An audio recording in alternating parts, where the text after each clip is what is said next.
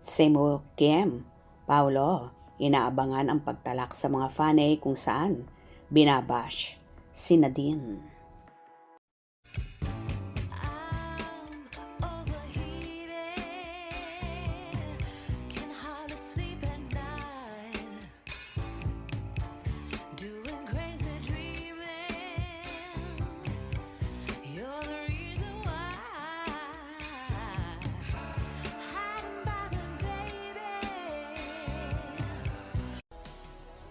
Hopya ang supporters ni Nadine Lustre na sana gayahin daw ni Paolo Abilino ang ginawa ni Donnie Pangilinan na nag-tweet para lang pakiusapan ang kanyang followers at casual na tigilan ang bardagulan sa online world.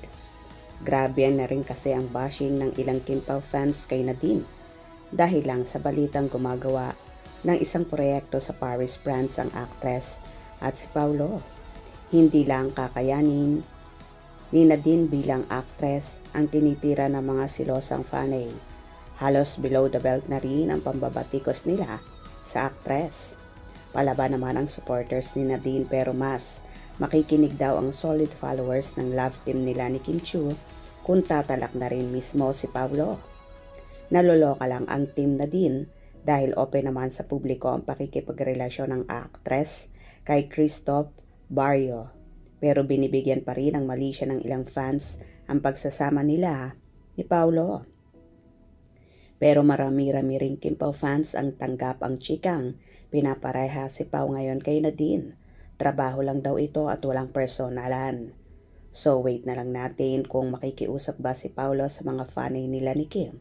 Natigilan na ang pangbabash kay Nadine ha. Kawawa rin naman kasi si Nadine sa pagtalak ng iba sa mga Kim Pao fan.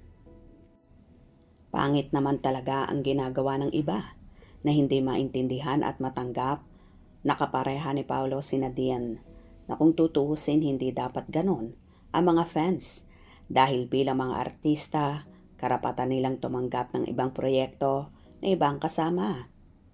Dahil kasama yan sa craft nila bilang artista. Kung totoong mahal nyo at solid fan kayo ng Kim Pao, dapat maintindihan nyo ang mga bagay-bagay kung saan lahat trabaho lang ito. Kahit naman si Kimi, posible rin gumawa ng projects na hindi kasama si Paolo. Ginagawa ito ng management para hindi magsawa ang mga tao sa Kim Pao tandem at mas lalo pang magkaroon ng kilig factor mula sa mga fans para mas marami pa silang mapapasaya at marami pang kikitain ang nag-handle sa kanila, ang kanilang home-grown network. Kaya sa mga kakimpaw dyan, huwag kayong mga silosa dahil lahat yan ay napag-uusapan na ni Kim at Paolo, lalong higit kapag trabaho. Gets nyo ba? Kaya kalma na kayo please. Hope you enjoyed. Please subscribe for more info.